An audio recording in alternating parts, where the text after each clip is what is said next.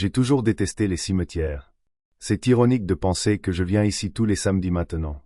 Quand j'étais inspecteur en bâtiment à Villeneuve, j'évitais cet endroit comme la peste. Maintenant, je m'assois sur le banc en face de la tombe d'Agathe et je lui parle comme si elle pouvait m'entendre. Agathe, aujourd'hui, ce sont tes chrysanthèmes préférés, dis-je en ajustant mes lunettes. Tu te souviens comme tu disais toujours que les chrysanthèmes étaient pour les vivants, pas pour les morts, surtout en France où ils sont si liés à la Toussaint. Mais je pense que tu les aimerais, venant de moi. 15 mois se sont écoulés depuis que j'ai enterré ma femme. 15 mois de conversation avec une pierre tombale vide. Je sais qu'elle ne peut pas m'entendre, mais je viens quand même. C'est peut-être moi qui m'écoute. À la maison, personne ne m'écoute. Ni mon fils, ni mes petits-enfants, et surtout pas ma belle-fille. Oh non, surtout pas ma belle-fille. Chaque fois que je rentre du cimetière, je me promets que j'arrêterai de rendre visite à mon fils. Mais chaque dimanche, Antoine appelle, et j'entends dans sa voix ce que je veux entendre, de la chaleur et de l'inquiétude. Je me berce d'illusions, mais j'y vais quand même. Et puis je subis les pics de Lorraine et l'indifférence de mes petits-enfants toute la soirée. Ce samedi, je me suis assis à nouveau sur le banc et j'ai regardé la pierre de granit gris qui était devenue mon interlocutrice.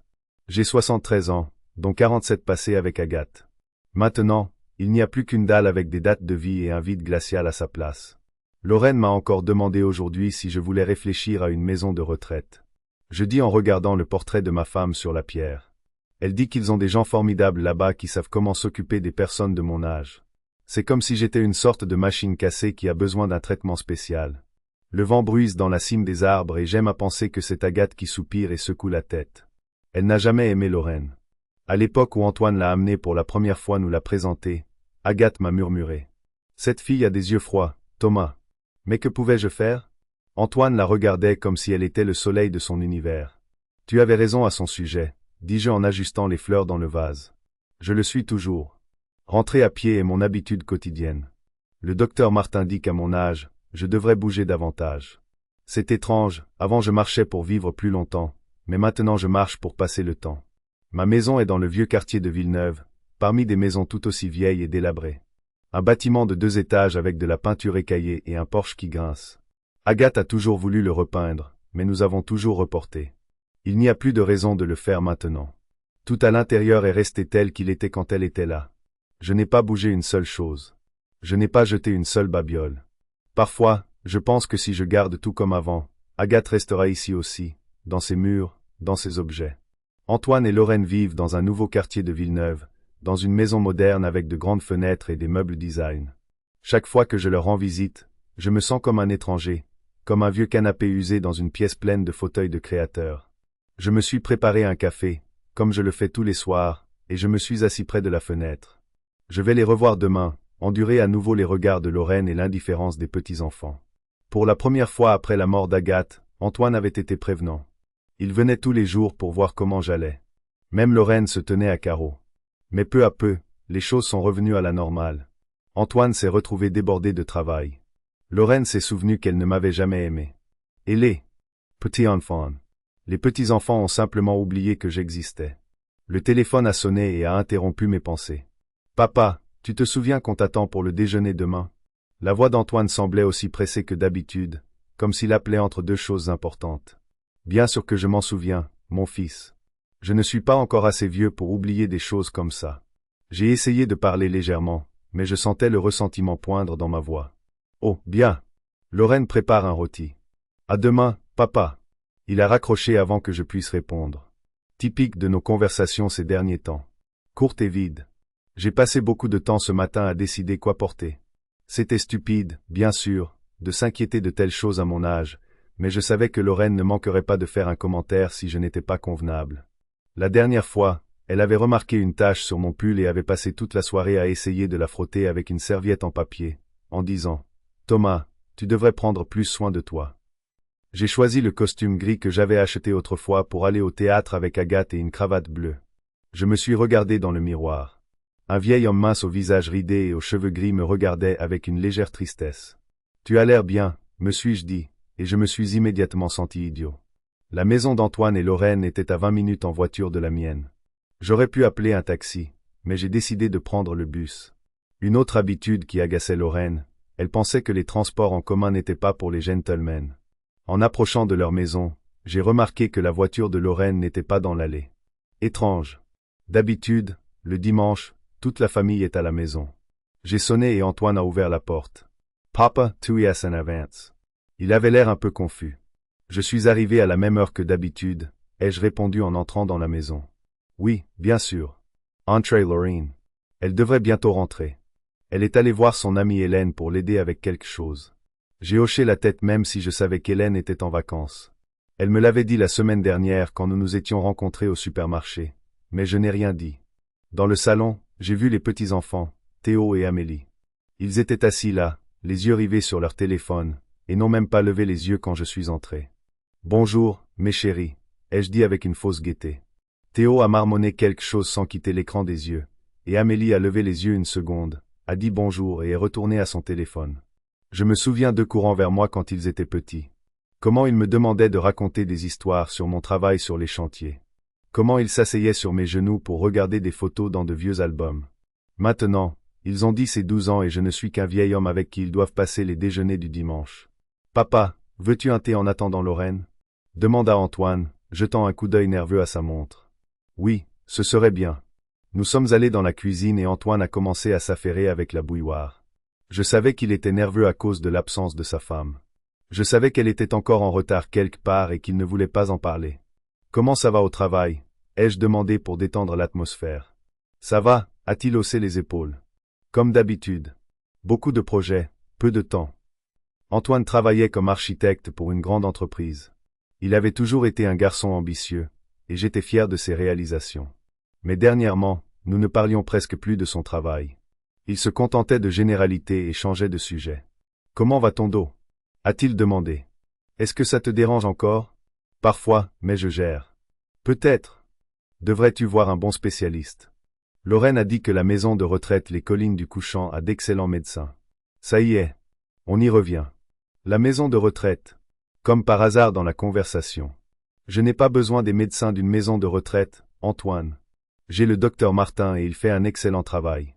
Antoine voulait répondre quelque chose, mais à ce moment-là, nous avons entendu le bruit de la porte d'entrée s'ouvrir. Lorraine était revenue. Elle est entrée dans la cuisine en portant des sacs de course. Ses cheveux blonds étaient attachés en une haute queue de cheval, et elle avait un sourire sur le visage, le même sourire qu'elle arborait toujours quand elle voulait cacher quelque chose. Thomas, s'est-elle exclamée comme si elle venait de m'apercevoir. Tu es là. Je suis désolé. J'ai été retenu au magasin. Je me suis dit que j'allais prendre des légumes frais pour ma salade. J'ai hoché la tête même si je pouvais voir qu'il n'y avait pas de légumes dans son sac. Ce n'est pas grave, Lorraine. Antoine et moi parlions juste de son travail. Oh, c'est merveilleux. Elle a posé les sacs sur la table et s'est approchée de son mari, l'embrassant sur la joue. Chérie, as-tu déjà parlé à ton père de ton nouveau projet? Antoine était embarrassé. Non, pas encore. Thomas, tu n'as aucune idée du talent de ton fils, a poursuivi Lorraine avec un enthousiasme exagéré. Son projet a été choisi pour un nouveau centre commercial en banlieue. C'est un tel honneur. Félicitations, mon fils. J'étais sincèrement heureux pour lui. Pourquoi ne me l'as-tu pas dit avant? Je ne voulais pas te le dire avant d'avoir la confirmation officielle. Il était clairement mal à l'aise. Mais la confirmation est arrivée la semaine dernière. Lorraine le regarda d'un air réprobateur. Thomas, sans vouloir t'offenser, mais Antoine a tellement de choses à faire qu'il en oublie même les choses importantes. Je savais qu'elle mentait. Je savais qu'Antoine ne voulait tout simplement pas partager ses succès avec moi. Il me parlait de moins en moins de sa vie dernièrement, comme si j'étais un étranger. Je comprends, ai-je dit, en essayant de rester calme. Nous avons tous nos propres préoccupations. Lorraine a commencé à trier les sacs, m'ignorant ostensiblement. Puis elle s'est tournée vers les enfants qui étaient toujours assis dans le salon avec leur téléphone. Théo, Amélie, allez aider à mettre la table, a-t-elle crié. Votre grand-père est déjà là. Les enfants se sont levés à contre-cœur et sont allés dans la cuisine. Bonjour, Papi, a dit Amélie sans me regarder. Bonjour, ma chérie. J'ai essayé de la serrer dans mes bras, mais elle m'a esquivé et a commencé à mettre les assiettes. Théo a juste hoché la tête et a pris les couverts. Je me souviens à quel point ils aimaient quand je venais. Comment ils me demandaient de raconter des histoires sur les chantiers et les bâtiments que j'inspectais. Maintenant, ils remarquaient à peine ma présence. Thomas, ça ne te dérangerait pas de ne pas rester dans le passage? Demanda Lorraine avec un sourire étrange. On essaie de mettre la table. Je me suis écarté, me sentant superflu dans cette maison. Antoine s'occupait du rôti, évitant clairement de me regarder. Quand nous nous sommes finalement assis à table, Lorraine a commencé à parler de sa semaine, comment elle était allée au spa, comment elle avait rencontré ses amis, comment elle avait emmené Amélie à la danse. Elle parlait sans arrêt, ne laissant personne d'autre placer un mot. Comment s'est passée ta semaine, Thomas? A-t-elle finalement demandé quand elle a épuisé ses histoires. Que as-tu fait? Elle avait l'air condescendante, comme si elle posait la question à un petit enfant. Pas grand-chose, ai-je répondu. J'ai lu, je suis allé au parc, je suis sorti avec des amis. Des amis, a-t-elle haussé les sourcils. Tu as encore des amis? Lorraine, a dit Antoine d'un ton d'avertissement. Quoi? Je demandais juste. À son âge, beaucoup de gens sont déjà, tu sais. J'ai serré ma fourchette un peu plus fort que je n'aurais dû. Oui, Lorraine. J'ai encore des amis. Tout le monde ne meurt pas à 70 ans. Bien sûr que non, a-t-elle dit d'un geste de la main. Je m'inquiète juste pour toi. Tu vis seul dans une si grande maison. Ça pourrait être dangereux. Et encore une fois, chaque conversation, d'une manière ou d'une autre, revenait au fait que je devais déménager. Ma maison n'est pas si grande, ai-je dit. Et je me débrouille très bien tout seul. Mais si tu tombes ou si tu oublies d'éteindre la cuisinière. Elle me regarda avec une fausse inquiétude. Il s'occuperait de toi dans une maison de retraite. Maman a raison, Poppy. Intervent Soda Anomaly. Mademoiselle Pratt de mon école m'a dit que son grand-père avait déménagé dans une maison de retraite et qu'il était maintenant très heureux. J'ai regardé ma petite fille, surpris de son intérêt soudain pour la conversation, mais je pouvais voir dans ses yeux qu'elle ne faisait que répéter ce qu'elle avait entendu de sa mère. Merci pour ton inquiétude, ma chérie, ai-je dit, en essayant de ne pas montrer ma déception. Mais je préfère rester dans ma propre maison. Tu es assai tattoo, Thomas, Superior Lorraine. Tout comme ta femme. C'était un coup bas. Elle savait à quel point Agathe me manquait, et elle s'en servait. Oui, je le suis, ai-je dit doucement, et j'en suis fier. Le reste du déjeuner s'est déroulé dans un silence tendu. Les enfants sont retournés à leur téléphone. Antoine étudiait avec diligence le contenu de son assiette, et Lorraine me lançait des regards irrités. Quand l'heure du dessert est arrivée, elle s'est soudain souvenue qu'elle avait oublié d'acheter de la glace. Je suis vraiment désolé, Thomas, a-t-elle dit sans la moindre trace de regret. Je sais à quel point tu aimes la glace. Ce n'est pas grave, ai-je dit. J'ai assez mangé. Je pourrais aller au magasin, a suggéré Antoine, voulant clairement échapper à l'atmosphère tendue. Non, non, ce n'est pas la peine, a dit rapidement Lorraine. J'ai des biscuits. Thomas, tu aimes les biscuits, n'est-ce pas? Elle n'a pas attendu ma réponse et a quitté la pièce. Elle est revenue une minute plus tard avec un paquet de biscuits, que je détestais, et elle le savait bien. Tiens, Sir's Toy. Elle a posé l'assiette devant moi. Merci, mais je pense que je vais passer mon tour, ai-je dit. Comme tu veux, a-t-elle haussé les épaules et s'est tournée vers les enfants. Théo, Amélie, qui veut des biscuits? Les enfants en ont pris un chacun en silence, gardant leurs téléphones allumés. J'ai senti qu'il était temps de partir. Ce déjeuner du dimanche, comme tous les autres avant lui, s'était transformé en torture. Je devrais probablement y aller, ai-je dit en me levant de table. Déjà? Antoine m'a regardé avec un léger soulagement. Mais il est tôt. J'ai des choses à faire, ai-je menti. Merci pour le déjeuner. Je te raccompagne. Il s'est levé et m'a suivi jusqu'à la porte. Antoine m'a serré maladroitement dans ses bras en sortant. Je suis désolé pour Lorraine, a-t-il dit doucement. Elle s'inquiète juste pour toi. Je savais que ce n'était pas vrai. Elle ne s'inquiétait pas une seconde pour moi, mais j'ai hoché la tête parce que je ne voulais pas me disputer avec mon fils. Bien sûr, je comprends. On se voit la semaine prochaine, a-t-il demandé en ouvrant la porte. Oui, bien sûr. Je savais que je reviendrais quoi qu'il arrive, parce que c'est mon fils et que je l'aime. Sur le chemin du retour, j'ai pensé à la façon dont ma vie avait changé depuis la mort d'Agathe. Comment j'étais devenu un étranger dans la propre famille de mon fils. Comment Lorraine m'avait transformé en un fardeau dont il fallait se débarrasser. J'ai remarqué que dernièrement, elle était souvent absente lors de mes visites. Aujourd'hui, elle était en retard. La dernière fois, elle est partie au milieu du déjeuner, prétextant un appel urgent d'une amie. Et chaque fois, elle revenait avec une légère rougeur sur les joues et une étincelle dans les yeux qui ne pouvait s'expliquer par une simple sortie au magasin ou une visite chez une amie. Quelque chose se passait dans la vie de ma belle-fille, quelque chose qu'elle cachait soigneusement à nous tous. Et je commençais à soupçonner que ce quelque chose pourrait détruire la famille de mon fils. Quand je suis rentré à la maison, je me suis assis dans un fauteuil près de la fenêtre et j'ai longuement regardé la photo d'Agathe. Elle me souriait depuis la photo, et je pouvais presque entendre sa voix. Thomas, tu dois découvrir ce qui se passe pour le bien d'Antoine. Et j'ai décidé que je découvrirais où Lorraine disparaissait et pourquoi elle insistait tant pour se débarrasser de moi. Le mardi fut un jour de révélation pour moi. J'ai l'habitude d'aller au parc de la ville le mardi, de m'asseoir sur un banc près de l'étang et de nourrir les canards. C'est une petite chose, mais c'est une habitude qui a commencé quand Agathe était en vie. Nous y allions souvent ensemble, et maintenant je continue à le faire seul, une sorte de rituel qui me lie au passé. Le temps était couvert ce matin-là, mais il ne pleuvait pas. J'ai mis mon vieil imperméable, pris un sac de pain et je suis allé au parc. Ce n'était qu'à 10 minutes à pied de chez moi. Un des avantages de vivre dans le vieux quartier de Villeneuve. Le parc central de Villeneuve n'était pas très grand, mais il était accueillant. Des chênes centenaires, des sentiers soignés, un petit étang avec des canards et quelques terrains de jeu. Il n'y avait généralement pas foule à cette période de l'année, juste des retraités comme moi et quelques jeunes mères avec des poussettes. Je me suis assis sur mon banc habituel, j'ai jeté des morceaux de pain aux canards et j'ai pensé au déjeuner du dimanche de mon fils, au retard de Lorraine et à son comportement étrange ces derniers temps. Je ne voulais pas penser que ma belle-fille puisse être infidèle à Antoine, mais le soupçon s'insinuait. J'ai été interrompu par un éclat de rire venant de l'autre côté de l'étang, un rire de femme, familier et déplacé ici. J'ai levé les yeux et j'ai vu Lorraine. Elle marchait sur le sentier en compagnie d'un homme grand que je n'avais jamais vu auparavant, aux cheveux sombres avec une barbe soignée, vêtu d'un costume d'apparence coûteuse.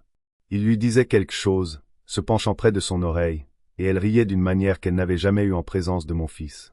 Je me suis instinctivement détourné et j'ai baissé ma casquette pour qu'elle ne me voie pas. Ils sont passés sans me prêter attention et se sont dirigés vers le fond du parc où se trouvait un petit kiosque caché par des buissons de lilas. Mon bat Tate Lachmad. Ce pourrait être juste une réunion de travail. Antoine m'avait dit que Lorraine avait récemment pris un emploi dans une agence immobilière. Peut-être que cet homme était un client ou un collègue. J'ai essayé de me convaincre de cela, mais quelque chose me disait le contraire. J'ai réfléchi pendant quelques minutes. Une partie de moi voulait partir, oublier ce que j'avais vu, ne pas m'en mêler. Mais l'autre partie, celle qui s'était toujours souciée de mon fils, exigeait de connaître la vérité. Finalement, la curiosité et l'inquiétude l'ont emporté. Lentement, en essayant de ne pas attirer l'attention, j'ai contourné l'étang par un autre sentier et me suis approché du kiosque du côté des buissons. À travers les interstices du feuillage, je pouvais voir ce qui se passait à l'intérieur tout en restant inaperçu. Ce que j'ai vu ne laissait aucune place au doute. Lorraine et l'étranger se tenaient très près l'un de l'autre. Son bras était autour de sa taille, et elle le regardait avec une tendresse que je n'avais jamais vue dans ses yeux quand elle regardait mon fils. Puis il s'est penché et l'a embrassé, pas fugitivement, mais longuement et passionnément. Et elle a répondu à ce baiser. J'ai senti le sol se dérober sous mes pieds. Lorraine trompait Antoine. Ma belle-fille, la mère de mes petits-enfants, trahissait mon fils. Je n'ai pas regardé plus loin. Silencieusement, en essayant de ne pas faire craquer les branches, je me suis éloigné du kiosque et j'ai marché d'un pas rapide vers la sortie du parc. J'avais besoin de temps pour réfléchir à ce que j'avais vu et décider quoi faire ensuite. Toute la journée, je n'ai pas trouvé de place où aller. J'ai tourné en rond dans la maison, passant en revue mes options dans ma tête. Devrais-je le dire à Antoine? Mais me croirait-il? Dernièrement, mon fils prenait de plus en plus souvent le parti de sa femme dans nos conflits. De plus, je n'avais aucune preuve, seulement ma parole, et la parole d'un vieil homme contre celle d'une jeune femme. Je savais comment cela se terminerait. Confronter Lorraine ne semblait pas non plus une bonne idée. Elle pourrait tout nier et ensuite monter Antoine et les enfants encore plus contre moi, me peignant comme un vieil homme sénile qui invente des histoires. En fin d'après-midi, j'ai réalisé que j'avais besoin d'aide, quelqu'un qui pourrait rassembler des preuves de la trahison de Lorraine. Et j'ai pensé à Perceval Dubois. Perceval était un ami de mon défunt frère. Ils avaient servi ensemble dans la gendarmerie de Villeneuve jusqu'à ce que Perceval prenne sa retraite et ouvre une agence de détectives privés. Nous n'étions pas proches, mais nous gardions le contact, nous rencontrant occasionnellement pour un café et évoquant le bon vieux temps. Le lendemain matin, je l'ai appelé. Perceval Dubois à l'appareil. Sa voix sonnait exactement comme je m'en souvenais, basse et rauque. Perceval, c'est Thomas Huxley, le frère d'Edmund. Thomas, ça fait longtemps. Comment vas-tu, mon vieux? Pas trop mal, ai-je balbutié, ne sachant pas comment en venir au fait. Écoute, Perceval, j'ai besoin de ton aide. Professionnelle. Il y eut une pause. Professionnelle? A-t-il finalement répété. Tu veux engager un détective? Oui. J'ai pris une profonde inspiration. C'est à propos de ma belle-fille. Je soupçonne qu'elle trompe mon fils. Une autre pause. Plus longue cette fois. Je comprends, dit Perceval sérieusement. Rencontrons-nous et parlons-en en personne. Il vaut mieux ne pas discuter de telles choses par téléphone. Nous avons convenu de nous rencontrer dans 1 heure dans un petit café en périphérie de la ville où il n'y avait presque pas de connaissances. Le café et le petit bistrot étaient exactement le genre d'endroit que j'avais imaginé pour une rencontre avec un détective privé. Calme, avec des lumières tamisées et des box privées où nous pourrions parler sans craindre d'être entendus. Perceval m'attendait déjà là, assis à une table dans le coin le plus éloigné avec une tasse de café. Les années l'avaient moins changé que je ne l'aurais cru. Les mêmes yeux bleus perçants, les mêmes cheveux gris coupés courts, et la même carrure solide qui avait survécu malgré son âge. Il avait environ 65 ans, mais il paraissait plus jeune. Thomas, il se leva et me serra fermement la main. Seeds Toy. Je t'ai commandé un café, noir, sans sucre, si je me souviens bien. Tu t'en souviens? Je me suis assis en face de lui. Merci d'avoir accepté de me voir. Toujours pour la famille d'Edmond, il sirota sa tasse. Dis-moi ce qui se passe. Et je lui ai tout raconté. Comment les choses avaient changé avec mon fils et ma belle-fille après la mort d'Agathe, le comportement étrange de Lorraine ces derniers temps, et enfin, ce que j'avais vu dans le parc la veille. Perceval écoutait attentivement, sans m'interrompre, prenant une gorgée de café de temps en temps. Quand j'ai eu fini, il a tapoté pensivement ses doigts sur la table. La situation est désagréable, dit-il enfin. Mais malheureusement, typique. J'ai eu affaire à ça des dizaines de fois. Alors, tu prends l'affaire? Ai-je demandé. Bien sûr, a-t-il hoché la tête. Mais d'abord, soyons clairs sur ce que tu veux. Quel est ton objectif final? Je me suis demandé. Que voulais-je? Protéger mon fils de la trahison de sa femme? Regagner sa faveur? Punir Lorraine pour son comportement? Je veux connaître la vérité, ai-je finalement dit. Toute la vérité sur ce qui se passe, et ensuite je déciderai quoi faire. Perceval a hoché la tête comme s'il s'attendait à cette réponse. Bien. Je peux mettre ta belle-fille sous surveillance. Découvrir qui est cet homme, à quelle fréquence ils se rencontrent, à quel point leur relation est sérieuse. Je rassemblerai des preuves, des photos, des vidéos, peut-être même des enregistrements audio de conversation si je le peux. Est-ce légal? Ai-je demandé. Dans la plupart des cas, oui, a-t-il haussé les épaules. Je ne la surveillerai que dans les lieux publics. Pas d'effraction, pas de violation de propriété privée. Tout dans les limites de la loi. J'ai hoché la tête, me sentant quelque peu soulagé. Combien cela coûtera-t-il? Perceval a cité un montant qui m'a fait grimacer. C'était beaucoup d'argent pour un retraité, mais j'avais des économies que je gardais pour Antoine et les petits-enfants.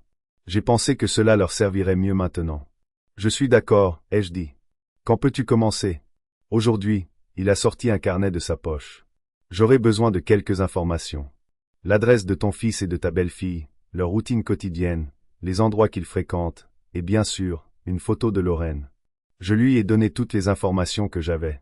Je lui ai dit que Lorraine avait récemment pris un emploi dans une agence immobilière appelée Demeure de Prestige, qu'elle emmenait généralement ses enfants à l'école à 8 heures, qu'elle avait l'habitude d'aller au spa l'Oasis le vendredi. J'ai montré une photo prise au Noël de l'année dernière où Lorraine se tenait à côté du sapin, souriant, de son faux sourire. Parfait. Perceval a tout noté dans son carnet. C'est suffisant pour commencer. Je te contacterai dès que j'aurai les premiers résultats. Ne m'appelle pas toi-même. Si ta belle-fille cache vraiment quelque chose, elle pourrait être méfiante. J'ai hoché la tête, sentant mon cœur battre d'excitation et de peur. Et une autre chose, Thomas. Il m'a regardé droit dans les yeux. Sois préparé à ce que la vérité soit pire que ce que tu penses et que ton fils ne te remercie peut-être pas pour ça. Je savais qu'il avait raison. Je savais que je me mêlais de la vie de quelqu'un d'autre et que cela pourrait se retourner contre moi. Mais je savais aussi que je ne pouvais pas rester les bras croisés à regarder la famille de mon fils s'effondrer. Je comprends le risque, ai-je dit. Mais je dois le faire. Perceval a hoché la tête et m'a tendu la main. Alors mettons-nous au travail. Les jours suivants furent remplis d'une attente anxieuse. Je menais une vie ordinaire, allant au magasin, travaillant dans le jardin, lisant des livres, mais mes pensées revenaient sans cesse à Lorraine et à sa liaison secrète. J'imaginais Perceval la suivant, rassemblant des preuves, apprenant le nom de cet homme dans le parc. Le vendredi, exactement 3 jours après notre rencontre, le téléphone a sonné. Thomas, c'est Perceval. J'ai quelque chose pour toi. Mon cœur a raté un battement. Qu'est-ce que c'était? Pas par téléphone. Viens à mon bureau à 18 heures ce soir. Tu connais l'adresse? Je la connaissais. Son bureau était dans un petit immeuble de la rue de l'Érable, non loin du centre-ville. J'y serai, ai-je dit, et j'ai raccroché, sentant mes mains trembler. Le bureau de Perceval était exactement comme je l'avais imaginé, une petite pièce avec un bureau, quelques chaises et des classeurs le long des murs. Ses diplômes et sa licence de détective privé étaient accrochés au mur. Rien de superflu, tout était fonctionnel et austère. Entre, Thomas, a-t-il dit en désignant la chaise en face de son bureau. Seeds toy. Je me suis assis, essayant d'empêcher mes mains de trembler. Perceval sorti. Un dossier du tiroir de son bureau et l'a placé devant moi. Voici ce que j'ai appris ces 3 derniers jours, a-t-il dit. Ta belle-fille voit en effet un autre homme. Il s'appelle Romain Prévost, et il travaille comme directeur pour la même agence immobilière qu'elle. 42 ans, divorcé, pas d'enfant. Il a ouvert le dossier et m'a montré une photo du même homme que j'avais vu dans le parc avec Lorraine. Il se voit presque tous les jours, a poursuivi Perceval. Habituellement à l'heure du déjeuner ou après le travail, parfois dans le parc, parfois dans un café à l'autre bout de la ville, mais le plus souvent à l'auberge des Pins à la sortie de Villeneuve. Il m'a montré une série de photographies, Lorraine et Romain entrant dans le motel. Lorraine en sortant 2 heures plus tard en se recoiffant, Romain l'embrassant pour lui dire au revoir près de la voiture. Apparemment, leur relation dure depuis un certain temps, a dit Perceval. Le personnel du motel les reconnaît. Ils partagent toujours la même chambre. J'ai senti mes entrailles se nouer de douleur et de colère. C'était une chose de soupçonner et une autre de voir les preuves de la trahison en noir et blanc. Il y a autre chose. Perceval a sorti un petit appareil ressemblant à un enregistreur d'un dossier. J'ai réussi à enregistrer leur conversation au café hier.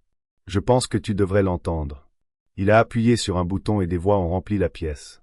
D'abord, j'ai entendu le rire de Lorraine, le même que celui que j'avais entendu dans le parc, léger et insouciant. Puis une voix d'homme, basse et confiante. Quand vas-tu enfin lui dire? A demandé l'homme. Bientôt, Romain. Je te le promets, a répondu Lorraine. Ce n'est juste pas le bon moment. Je dois d'abord m'occuper du vieil homme. Son père. L'homme semblait agacé. Tu parles de lui depuis 6 mois et rien n'a changé. J'y travaille. La voix de Lorraine était suppliante. J'ai presque convaincu Antoine de le mettre dans une maison de retraite. Une fois que le vieil homme aura déménagé, nous vendrons sa maison et aurons l'argent pour un acompte sur la nôtre. Et s'il n'est pas d'accord? Il le sera, dit-elle avec confiance. Il n'a pas le choix. Il est vieux. Il sera bientôt sénile. Antoine se rend compte qu'il ne peut pas s'occuper de lui. Et je ne vais certainement pas jouer l'infirmière pour ce sanglier. Ils ont tous les 2 ri et Perceval a éteint la cassette. Il y en a plus, a-t-il dit. Mais je pense que tu as compris l'essentiel. J'étais assis là, abasourdi par ce que j'avais entendu. Ce n'était pas seulement une trahison. Il prévoyait de se débarrasser de moi pour vendre ma maison et utiliser l'argent pour commencer une nouvelle vie. Et Antoine, mon fils pensait-il vraiment à me mettre dans une maison de retraite? Qu'est-ce que tu vas faire avec ça? Demanda Perceval, me regardant attentivement. Je ne savais pas. Une partie de moi voulait aller voir mon fils immédiatement, lui montrer les photos, lui faire écouter la cassette, mais l'autre partie avait peur de sa réaction. Et s'il ne me croyait pas? Et s'il prenait le parti de sa femme? Je dois y réfléchir, ai-je finalement dit. C'est trop pour décider d'un coup. Perceval a hoché la tête avec compréhension. Prends le dossier avec toi, a-t-il dit. Et l'appareil aussi. Il y a quelques autres enregistrements dessus. Écoute-les à la maison, à tête reposée. Et puis décide. J'ai pris le dossier et l'enregistreur, sentant leur poids, pas tant dans mes mains que sur mon cœur. Merci, Perceval, ai-je dit. Tu as fait du bon travail. Je ne fais que mon travail, a-t-il haussé les épaules, mais je pouvais voir la sympathie dans ses yeux. Appelle-moi quand tu auras décidé quoi faire ensuite. Je pourrai peut-être t'aider. J'ai hoché la tête et je suis sorti du bureau, serrant les dossiers si fort que mes jointures sont devenues blanches. À la maison, j'ai étalé les photos sur la table et je les ai regardées longuement, comme si j'essayais d'y trouver une erreur, une preuve que tout cela n'était qu'un malentendu. Mais plus je regardais, plus la vérité devenait claire. Lorraine trahissait mon fils, et elle prévoyait de se débarrasser de moi. J'ai allumé l'enregistreur et j'ai écouté le reste des cassettes. Dans l'une, Lorraine et Romain discutaient de la façon dont ils vivraient ensemble après qu'elle aurait quitté Antoine. Dans une autre, elle se plaignait de mon fils, le qualifiant de mollasson et d'ennuyeux. Dans la troisième, il parlait des enfants, qu'Amélie resterait probablement avec Antoine, et que c'était encore mieux parce que Romain n'aimait pas les enfants. Chaque mot était comme un coup de couteau. J'ai pensé à mon fils, à mes petits-enfants, à la façon dont leur vie serait ruinée quand la vérité éclaterait. Et elle éclaterait. Tôt ou tard, Lorraine partirait de toute façon pour son amant, abandonnant ma famille. Je devais faire quelque chose. Mais quoi? Le dire directement à Antoine? Mais me croirait-il? Ne penserait-il pas que j'essayais simplement de le séparer de sa femme par animosité personnelle? Confronter Lorraine? Mais qu'est-ce que cela ferait d'autre que de m'aliéner davantage, moi et la famille de mon fils? Je suis resté assis à la table jusque tard dans la nuit, passant en revue mes options et ne trouvant pas la bonne solution. À un moment donné, je me suis surpris à penser que j'aurais aimé qu'Agathe soit là pour moi. Elle savait toujours quoi faire dans les situations difficiles. Mais Agathe n'était pas là, et je devais prendre la décision moi-même. Finalement, vers le matin, un plan a commencé à se former dans ma tête. Un plan qui exposerait la vérité de telle sorte que Lorraine n'aurait aucune chance de s'en tirer. Un plan qui forcerait Antoine à voir son vrai visage. J'ai rappelé Perceval.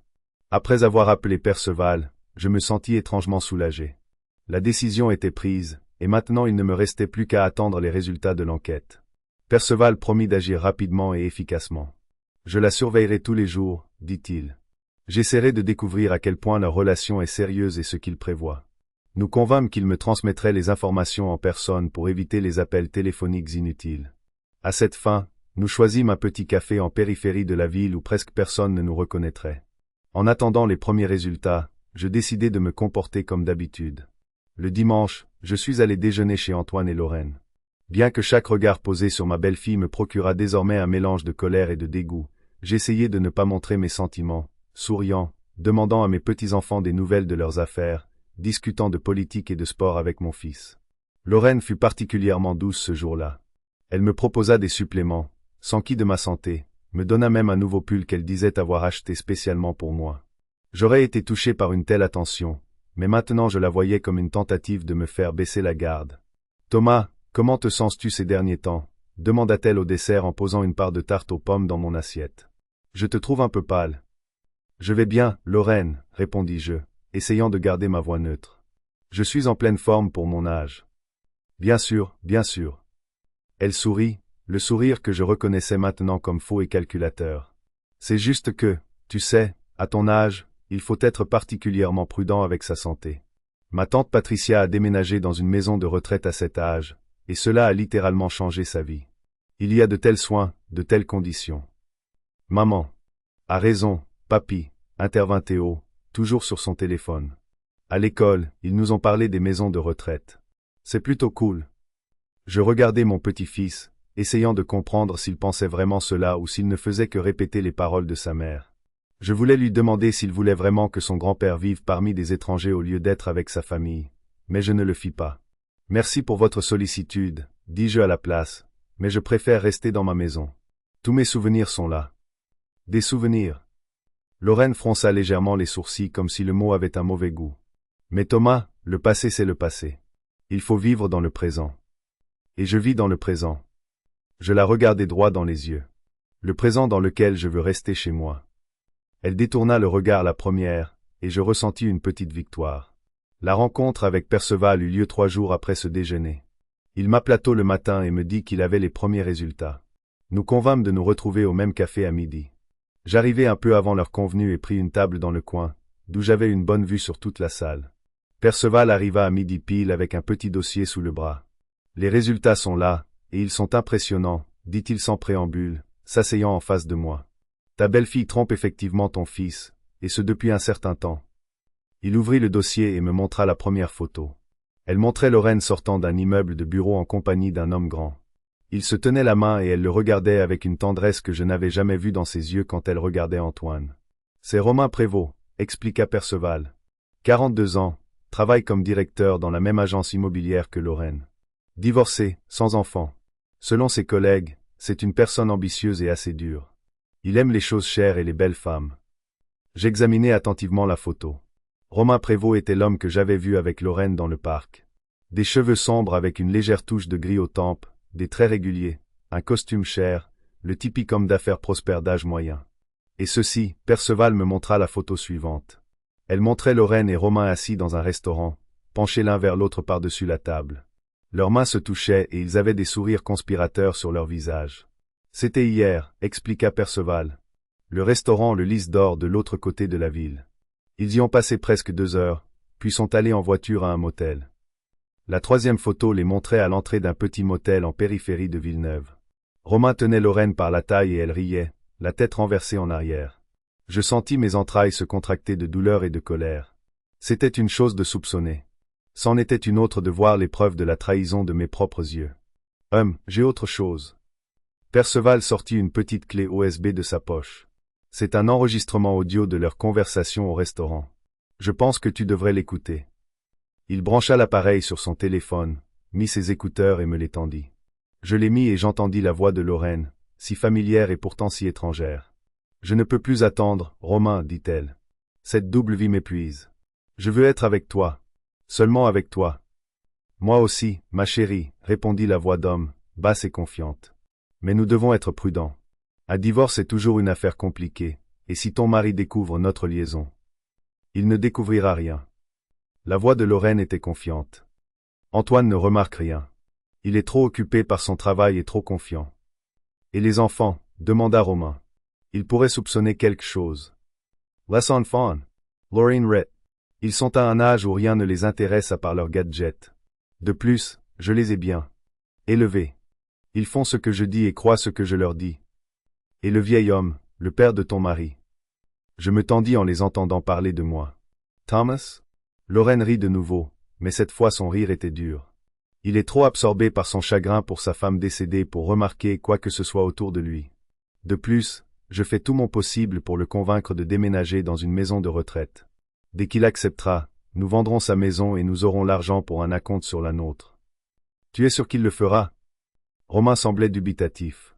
Bien sûr, dit Lorraine avec la confiance de quelqu'un qui avait l'habitude d'obtenir ce qu'elle voulait. J'ai presque convaincu Antoine que son père ne peut plus vivre seul. Encore un peu de pression et il suggérera lui-même au vieil homme de déménager. Et s'il refuse, alors nous trouverons un autre moyen. À son âge, il est facile de créer une situation où un homme semble incapable. Un petit incident à la maison, une ambulance, des parents inquiets. Tu vois ce que je veux dire? Je sentis un frisson me parcourir le dos. Lorraine ne voulait pas seulement que je déménage dans une maison de retraite. Elle était prête à tout pour que cela arrive. L'enregistrement se termina et j'enlevai mes écouteurs, me sentant abasourdi. C'est affreux, dis-je en regardant Perceval. Elle ne se contente pas de tromper mon fils. Elle prévoit de se débarrasser de moi pour pouvoir vendre ma maison. Et ce n'est pas tout. Perceval secoua la tête. Écoute la deuxième cassette. Il ralluma l'appareil et j'entendis à nouveau les voix de Lorraine et Romain. Dès que le vieil homme aura déménagé et que nous aurons vendu la maison, je demanderai le divorce, dit Lorraine. Antoine sera trop occupé à essayer d'installer son père dans son nouvel endroit pour résister. Je demanderai une pension alimentaire minimale pour que les choses aillent vite et sans heurts. Et ensuite, demanda Romain. Et ensuite, toi et moi commencerons une nouvelle vie. La voix de Lorraine était remplie d'anticipation. Une nouvelle maison, un nouvel emploi, peut-être même une nouvelle ville, sans Antoine, sans son père ennuyeux, sans tout ce fardeau. Et les enfants? Les enfants resteront avec Antoine, dit Lorraine aussi facilement que si elle parlait des meubles qu'elle avait décidé de ne pas emporter avec elle en déménageant. Ils sont assez grands pour ne pas avoir besoin des soins constants de leur mère. De plus, tu n'aimes pas beaucoup les enfants, n'est-ce pas? C'est vrai, acquiesça Romain. Mais ils ne te manqueront pas. Peut-être un peu. Il n'y avait aucun regret dans la voix de Lorraine. Mais nous pourrons nous voir les week-ends ou les vacances, et la plupart du temps, ils seront avec Antoine. C'est un bon père, bien qu'un mari lamentable. La cassette se termina de nouveau, et je sentis la rage monter en moi. Non seulement cette femme trahissait mon fils, mais elle était prête à abandonner ses enfants pour un nouvel amant. C'est tout, demandai-je, essayant de me contrôler. Non. Perceval sortit quelques photos de plus du dossier. Je les ai suivis jusqu'au motel. Ils y ont passé près de 3 heures, puis ils sont partis chacun de leur côté. Lorraine est rentrée chez elle vers 17 heures ce soir-là et a dit à Antoine qu'elle avait été retardée au travail. Je regardais les photos de Lorraine entrant dans le motel avec Romain, puis en sortant, arrangeant ses cheveux et ses vêtements. Il y avait sur son visage une expression de satisfaction qui était méconnaissable. Depuis combien de temps cela dure-t-il? Demandai-je. Plus d'1 an, à première vue, répondit Perceval. Le personnel du motel les connaît bien. Ils réservent toujours la même chambre, généralement les mardis et jeudis. 1 an, une année entière, ma belle-fille trompait mon fils, et je n'avais rien remarqué. Trop pris par mon propre chagrin. Trop occupé par mes propres problèmes pour voir ce qui se passait dans la famille. D'Antoine. Qu'est-ce que tu vas faire de ces informations? Demanda Perceval, me regardant attentivement. J'hésitai un moment. Ma première impulsion fut d'aller voir Antoine immédiatement, de lui montrer les photographies, de lui faire écouter les cassettes. Mais et s'il ne me croyait pas? Et si Lorraine le convainquait que tout cela était un faux, le résultat de mon antipathie personnelle pour elle? Je n'y sais pas, Admus J.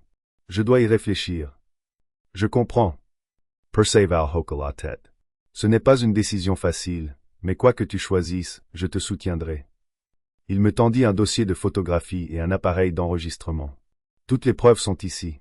Étudie-les attentivement et décide ensuite. Je le remerciai et promis de le recontacter dès que j'aurais pris une décision. À la maison, j'étalai les photos sur la table et les fixai longuement, essayant de rassembler mes pensées. Puis j'écoutai à nouveau les cassettes. Chaque mot prononcé par Lorraine me faisait mal au cœur. Pas pour elle-même. Pour le fils et les petits-enfants qu'elle était si facilement prête à abandonner. Je ne savais pas quoi faire de ces informations. Une partie de moi voulait protéger Antoine de la vérité qui détruirait son monde. L'autre partie réalisait qu'il méritait de savoir avec qui il vivait. Mes réflexions furent interrompues par un appel téléphonique. C'était Antoine. « Papa !» Sa voix semblait tendue. « Est-ce que Lorraine et moi pouvons passer chez toi ce soir? Nous devons parler. » Je sentis mon cœur accélérer son rythme. Avait-il découvert l'enquête, ou Lorraine avait-elle décidé d'accélérer son plan pour me reloger? Bien sûr, mon fils, dis-je, essayant de donner à ma voix un son normal. Je vous attends pour le dîner. Je rangeai rapidement les photos et les notes dans le tiroir de mon bureau, le verrouillai et commençai à me préparer pour la visite. Je préparai un dîner simple. Des légumes rôtis, une salade, une tarte aux pommes pour le dessert. Je mis la table dans le salon, sortis les meilleures assiettes. Pendant tout le temps que je me préparais, mes pensées tournaient autour de la conversation à venir. De quoi veulent-ils parler? Que leur dirais-je? Serais-je capable de me retenir et de ne pas laisser paraître que je savais pour la trahison de Lorraine? Ils arrivèrent à cette heure précise. Antoine avait l'air sérieux et un peu nerveux. Lorraine, en revanche, était animée et souriait si largement que cela paraissait presque caricatural. Thomas, elle me serra dans ses bras et je l'eus mis pour me dégager. Ça fait si longtemps que je ne suis pas venu te voir. Tu as l'air magnifique. Merci, Lorraine. Je me forçai à sourire. Toi aussi. Antoine me fit une étreinte courte et tendue. Salut, papa, dit-il. Désolé pour cette visite soudaine. Pas de problème. C'est toujours un plaisir de vous voir. Je les conduisis dans le salon. Entrez. Asseyez-vous. J'ai préparé le dîner. Nous nous assîmes à table et je commençai à servir le rôti. L'atmosphère était tendue. Antoine levait à peine les yeux de son assiette et Lorraine, au contraire, ne cessait de parler du temps, du travail, de la qualité de ma cuisine. J'écoutais d'une oreille distraite, me demandant ce qui se cachait derrière ce bavardage. Finalement, lorsque nous arrivâmes au dessert, Antoine toussa et me regarda. « Papa, nous devons parler de quelque chose d'important, dit-il. Je t'écoute. » J'essayai de garder une expression calme sur mon visage. Lorraine et moi y pensons depuis longtemps, il prit la main de sa femme. Et nous avons décidé que tu serais mieux à la maison de retraite des collines du Couchant. C'était ça, ce dont Lorraine parlait sur la cassette. La première étape de son plan. Une maison de retraite. J'ai fait semblant d'être surpris. Mais pourquoi? Je me débrouille très bien tout seul. Bien sûr que oui, Thomas, intervint rapidement Lorraine. Mais aux collines du Couchant, tu auras bien plus qu'un toit sur la tête. Il y a un personnel médical merveilleux, beaucoup de divertissement, la possibilité de socialiser avec des gens de ton âge. Et surtout, ajouta Antoine, tu y seras en sécurité. Nous nous inquiétons pour toi, seul dans une si grande maison. Et si tu tombais ou si tu tombais malade la nuit? Je regardai mon fils et je vis une inquiétude sincère dans ses yeux. Il était vraiment préoccupé par mon bien-être, contrairement à sa femme qui ne pensait qu'à vendre ma maison et à commencer une nouvelle vie avec un amant. J'apprécie votre sollicitude, dis-je, essayant de parler calmement. Mais je préfère rester dans ma maison. Tous mes souvenirs de ta mère sont ici, Antoine. J'ai passé la majeure partie de ma vie ici. Mais papa, Antoine avait l'air contrarié. Une maison, ce ne sont que des murs. L'important est que tu sois en bonne santé et en sécurité. Et je suis en bonne santé et en sécurité ici. Je lui souris. Le docteur Martin dit que je suis en excellente forme pour mon âge. Et pour ce qui est de la sécurité, j'ai un bouton d'urgence que vous avez installé l'année dernière. Tu te souviens? Antoine hocha la tête, mais je pouvais voir qu'il n'était pas convaincu par mes arguments. Thomas. Lorraine se pencha vers moi par-dessus la table, ses yeux brillants d'une fausse inquiétude. Antoine et moi en avons déjà parlé. Nous sommes même allés aux collines du Couchant pour parler au personnel. Ils sont prêts à t'accueillir à tout moment. C'est si beau, si accueillant. Et cher, je suppose, demandai-je, la regardant droit dans les yeux. Elle hésita un instant, mais retrouva rapidement son sang-froid. L'argent n'est pas un problème, dit-elle avec confiance. Nous vendrons ta maison et nous paierons ton loyer pour les prochaines années. Tu n'auras à te soucier de rien. Voilà. Elle n'essaie même pas de cacher le fait qu'elle veut vendre ma maison. Je me demande si Antoine sait qu'elle prévoit d'utiliser l'argent de la vente non pas pour que je vive dans une maison de retraite, mais pour un acompte sur une nouvelle maison pour elle et son amant. Ma maison n'est pas à vendre, dis-je fermement. Et je ne déménagerai pas dans une maison de retraite, ni aux collines du Couchant, ni ailleurs. Lorraine jeta un rapide coup d'œil à Antoine, comme pour l'inciter à intervenir. Papa. Il posa sa main sur la mienne. Nous comprenons que c'est une décision difficile, mais pense à l'avenir. Que se passera-t-il dans 5, 10 ans? Tu ne peux pas vivre seul pour toujours.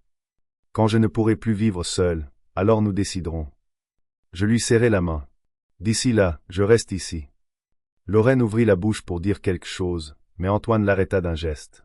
D'accord, papa, dit-il. Nous n'allons pas te faire pression. Pense Y, d'accord. J'hochai la tête, soulagé que la conversation soit terminée. Mais je savais que ce n'était que le début. Lorraine ne reculerait pas si facilement. Elle continuerait à faire pression sur Antoine, le convainquant que je ne pouvais pas vivre seul, que j'avais besoin de soins constants. Le dîner se termina dans une atmosphère tendue. Antoine était silencieux. Lorraine souriait de manière forcée et parlait de tout et de rien. Quand ils sont partis, je me suis assis dans un fauteuil près de la fenêtre et j'ai regardé le ciel qui s'assombrissait pendant longtemps, pensant à ce que j'avais appris ces derniers jours. Ma belle-fille ne se contentait pas de tromper mon fils. Elle prévoyait de détruire sa famille, de prendre sa maison et de me mettre dans une maison de retraite pour que je ne gêne pas ses plans. Et elle avait presque réussi. Antoine était déjà à moitié convaincu qu'il valait mieux que je déménage. Je ne pouvais pas laisser cela se produire. Je ne pouvais pas la laisser ruiner la vie de mon fils et de mes petits-enfants. Mais comment l'arrêter? Comment ouvrir les yeux d'Antoine sur le fait que sa femme est une menteuse et une tricheuse, prête à le quitter, lui et les enfants, pour un autre homme? Je sortis les photographies et les notes que Perceval m'avait données et les examinai à nouveau. Un plan commença à se former dans mon esprit, un plan qui exposerait la vérité de telle sorte que Lorraine n'aurait aucune chance de s'en tirer. J'ai appelé Perceval. Perceval, j'ai encore besoin de ton aide, dis-je quand il répondit. J'ai une idée sur la façon de démasquer Lorraine. Mais pour ce faire, j'aurai besoin de ton aide et peut-être de l'aide de quelqu'un que tu connais. Je t'écoute, dit-il sérieusement. Et je lui exposai mon plan. Perceval écouta attentivement mon plan et secoua la tête d'un air pensif. C'est risqué, dit-il, mais ça pourrait marcher. La clé est de choisir le bon endroit et le bon moment. Nous décidâmes de nous rencontrer le lendemain dans son bureau pour discuter des détails. Je passai une nuit agitée, me réveillant toutes les heures et passant en revue les scénarios possibles dans ma tête. Et si le plan ne fonctionnait pas? Et si Antoine ne croyait pas les preuves? Et si je ne faisais qu'empirer les choses? Le matin, je me sentais vaincu mais déterminé. Après le petit déjeuner, je me rendis au bureau de Perceval, qui se trouvait dans un petit immeuble en périphérie de la ville. Alors, dit Perceval alors que nous nous asseyions à son bureau, revoyons le plan. Tu veux organiser un dîner de famille au restaurant et montrer la vidéo avec les preuves de l'infidélité de Lorraine pendant le dîner? Oui, hochai-je la tête, mais pas tout de suite. Je veux lui donner une chance de se montrer, de montrer son vrai visage, de la laisser penser qu'elle a gagné, que je suis prêt à accepter de déménager dans une maison de retraite. Et quand elle sera triomphante, c'est à ce moment-là que nous montrerons la vidéo. D'accord. Perceval tapota pensivement son stylo sur la table. Mais pour cela, nous devrons trouver un restaurant où la vidéo pourra être diffusée, et nous devrons nous arranger avec la direction. J'ai une idée, dis-je. Le restaurant chez Marco au centre-ville. Ils ont des salons privés pour les dîners de famille, et chaque salon a un grand écran pour les présentations. Nous pourrions louer un tel salon et utiliser l'écran pour montrer des vidéos. C'est une bonne idée. Perceval hocha la tête. Mais il faudrait parler au directeur du restaurant. Je ne pense pas qu'il apprécierait l'idée de montrer une vidéo compromettante dans son établissement. Peut-être ne devrions-nous pas lui dire toute la vérité, suggérai-je. Disons que nous voulons surprendre la famille en montrant de vieilles photos et vidéos de famille. Perceval secoua la tête. Je ne pense pas que ce soit une bonne idée. Si le directeur découvre la vérité après coup, il pourrait appeler la police ou causer d'autres problèmes. Il vaut mieux être honnête, mais sans entrer dans les détails. Nous décidâmes que Perceval parlerait lui-même au directeur du restaurant. En tant qu'ancien gendarme, il savait comment être persuasif sans révéler trop d'informations. Je dirais que nous menons une enquête privée pour le compte d'un client, et que nous devons présenter les preuves devant les personnes impliquées, dit-il. C'est la vérité, juste pas toute la vérité. Pendant que Perceval s'occupait du restaurant, je devais trouver un moyen d'y faire venir toute la famille. Ce fut plus facile que je ne le pensais. Ce soir-là, Antoine appela. « Papa, dit-il sans préambule, Lorraine et moi aimerions t'inviter à dîner au restaurant ce samedi pour parler tranquillement, sans se presser, et peut-être arriver à une décision concernant, tu sais. Je savais. Lorraine essayait toujours de me convaincre de déménager dans une maison de retraite. Bien sûr, mon fils, dis-je en essayant de garder ma voix neutre. J'adorerais. Quel restaurant? Lorraine suggère le Lys d'Or, dit Antoine. Il y a de la bonne nourriture et une atmosphère calme. Le Lys d'Or est le restaurant où Lorraine a rencontré Romain. Choix intéressant. Que dirais-tu de chez Marco, suggérai-je. Je voulais y aller depuis un moment. J'ai entendu dire qu'ils ont d'excellents steaks. Chez Marco? Antoine y réfléchit. Oui, je pense que c'est une bonne option. Je suis partant. Je suis sûr que Lorraine ne verra pas d'inconvénient non plus. Super, TJ. Les enfants seront-ils avec vous? Les enfants? Antoine ne s'attendait clairement pas à cette question. Non, nous pensions que ce serait une conversation d'adultes. Je comprends, dis-je. Mais je ne vois pas très souvent mes petits-enfants. Pourquoi ne pas les emmener avec nous? Ils me manquent. Il y eut une pause. Je pouvais presque voir Antoine peser le pour et le contre dans son esprit. D'accord, dit-il enfin. Nous emmènerons les enfants. Théo et Amélie te manquent aussi. Je savais que ce n'était pas vrai. Les petits-enfants remarquaient à peine mon existence ces derniers temps, mais peu importait. L'important était qu'ils soient au dîner. Merveilleux, dis-je. Je vous verrai samedi alors. À quelle heure? 19h, dit Antoine. Je vais faire une réservation. Non, non, laisse-moi faire, dis-je rapidement. Ce sera mon régal. Je vais l'organiser. Tu es sûr? Antoine semblait dubitatif. Ce n'est pas nécessaire, papa. J'insiste, dis-je fermement. Laisse-moi le faire pour vous. Antoine accepta et nous terminâmes la conversation. J'appelai immédiatement Perceval et lui annonçai la nouvelle. Génial, dit-il. J'ai déjà parlé au directeur du restaurant. Il s'appelle Vincent et il a accepté de nous aider. Nous pouvons réserver un salon privé et utiliser leur équipement pour montrer la vidéo. Qu'est-ce que tu lui as dit? Demandai-je curieusement. La vérité, sourit Perceval. Enfin, une partie de la vérité. Que nous menions une enquête privée sur un adultère et que nous devions montrer des preuves aux personnes impliquées. Il n'a pas posé de questions inutiles. Apparemment, il a déjà eu quelques cas de ce genre dans son restaurant. Le lendemain, Perceval et moi nous sommes rencontrés au restaurant chez Marco pour visiter personnellement le salon et vérifier l'équipement. Vincent, le directeur du restaurant, était un homme petit et corpulent avec des yeux attentifs et un sourire professionnel. M. Huxley M. Dubois. Il nous salua et nous conduisit à un salon séparé à l'arrière du restaurant. C'est le salon que vous avez réservé pour samedi. Il peut accueillir jusqu'à 8 personnes. L'écran, comme vous pouvez le voir, est positionné de manière à être clairement visible de toutes les places. Le salon était parfait pour nos besoins. Cosy mais pas à l'étroit, avec une grande table au milieu et un écran sur un mur. Les fenêtres étaient drapées de lourds rideaux, créant un sentiment d'intimité. Parfait, dit Perceval. Comment fonctionne le système de lecture vidéo? Vincent nous montra un petit panneau de contrôle intégré au mur à côté de la porte. Vous pouvez brancher votre ordinateur portable ou votre clé USB sur ce port et l'image sera diffusée sur l'écran, expliqua-t-il. Le son passe par des haut-parleurs intégrés dans les murs. La qualité est très bonne. Nous avons testé le système en branchant la clé USB de Perceval avec une vidéo de test. Tout fonctionnait parfaitement. L'image était nette, le son clair. Maintenant, pour le spectacle lui-même, dit Perceval, nous avons besoin que la vidéo démarre à un certain moment, sur un signal. Vincent hocha la tête avec compréhension. Cela peut être arrangé. Un de nos employés peut se trouver à l'extérieur du salon et démarrer la vidéo lorsque vous donnerez le signal. Par exemple, vous pouvez appuyer sur ce bouton d'appel du serveur. Il désigna un petit bouton sur la table. Cela semblera naturel, comme si vous appuyez simplement le serveur. Parfait. Perceval hocha la tête. Une dernière chose. Une fois que la vidéo aura commencé, nous avons besoin que personne n'entre dans le salon et n'interrompe le visionnage, même si cela devient bruyant. Vincent hocha de nouveau la tête, son visage restant professionnellement impassible. Je comprends. Je donnerai pour instruction au personnel de ne pas vous déranger jusqu'à la fin de la vidéo. Et si nécessaire, nous avons des agents de sécurité qui peuvent intervenir en cas d'urgence. Nous avons discuté de quelques autres détails. Le menu, la position des invités à table, l'heure à laquelle la nourriture serait servie. Vincent nota tous nos souhaits et nous assura que tout serait organisé exactement comme nous le voulions. En quittant le restaurant, je ressentis un étrange sentiment de soulagement. Le plan commençait à prendre forme. Et maintenant, demandai-je à Perceval. Maintenant, nous devons préparer la vidéo elle-même, répondit-il. J'ai sélectionné les séquences et les photographies les plus convaincantes. Nous les montrons en une seule vidéo d'environ 5 minutes. Cela devrait être suffisant pour que ton fils voie et entende la vérité. Je hochai la tête, sentant la tension monter en moi. Dans 3 jours, la vie de ma famille changera pour toujours. Antoine découvrira que sa femme est une menteuse et une tricheuse, prête à le quitter, lui et les enfants, pour un autre homme. Théo et Amélie verront que leur mère prévoyait de les abandonner.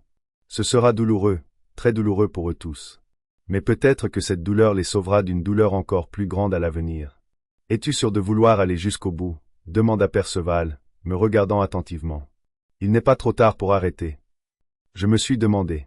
Voulais-je vraiment briser les illusions de mon fils? Montrer à mes petits-enfants que leur mère n'était pas celle qu'ils pensaient? Mais l'alternative était encore pire. Laisser Lorraine continuer à tromper tout le monde, puis abandonner la famille, laissant derrière elle plus de douleur et de destruction. J'en suis sûr, dis-je fermement. C'est le seul moyen de protéger ma famille. Perceval hocha la tête sans discuter. Il comprit que c'était ma décision et il la respecta. Nous avons passé les 2 jours suivants à préparer la vidéo. Perceval avait fait appel à un de ses amis, un expert en montage, pour nous aider à créer une vidéo de 5 minutes qui incluait les preuves les plus convaincantes de l'infidélité de Lorraine et de ses plans pour l'avenir. Le vendredi soir, la veille du dîner, Perceval et moi avons regardé la vidéo terminée dans son bureau. Elle commençait par des photos de Lorraine et Romain entrant dans le motel, suivies de clichés de leur rencontre au restaurant et dans le parc. Venaient ensuite des enregistrements audio de leur conversation. D'abord sur la tromperie de Lorraine envers Antoine, puis sur ses plans pour moi et la maison, et enfin sur la façon dont elle allait abandonner les enfants et commencer une nouvelle vie avec Romain. La vidéo était courte mais convaincante. Il ne pouvait y avoir aucun doute sur son authenticité. Le visage de Lorraine était clairement visible sur toutes les photos, et sa voix sur les enregistrements audio était facilement reconnaissable. « Qu'en penses-tu » demanda Perceval lorsque la vidéo fut terminée. « C'est douloureux à regarder, admis-je, mais c'est la vérité, et Antoine a besoin de la savoir. » Perceval hocha la tête et mit la vidéo sur une clé USB. « Tiens, dit-il en me l'attendant. Demain, je serai au restaurant à l'avance, pour vérifier à nouveau l'équipement et être prêt à lancer la vidéo à ton signal. »« Tu seras là, fus-je surpris. Mais comment expliquerons-nous ta présence? »« Je ne serai pas dans le salon avec vous, expliqua Perceval. Je serai à proximité, dans l'arrière-salle, d'où je pourrai surveiller la situation. Vincent a déjà tout organisé. » J'étais soulagé. La présence de Perceval, même en coulisses, me donnait confiance. « Merci, Perceval, dis-je sincèrement, pour tout. »« De rien, haussa-t-il les épaules. Je ne fais que mon travail. De plus, j'ai toujours dit que je ne faisais pas confiance à ta belle-fille. Il y a quelque chose de faux en elle. » Je souris, me souvenant d'Agathe disant presque la même chose. Elle non plus n'avait jamais fait confiance à Lorraine. Je me suis réveillé tôt le samedi avec le sentiment que quelque chose d'important allait se passer aujourd'hui. La journée s'est étirée, angoissante et lente. J'ai essayé de lire, de regarder la télévision, même de travailler dans le jardin, mais mes pensées revenaient sans cesse au dîner à venir. À 17 heures, j'ai commencé à me préparer. J'ai pris une douche, je me suis rasé, j'ai mis mon plus beau costume, le bleu marine avec la cravate bleue qu'Agathe m'avait offerte un jour.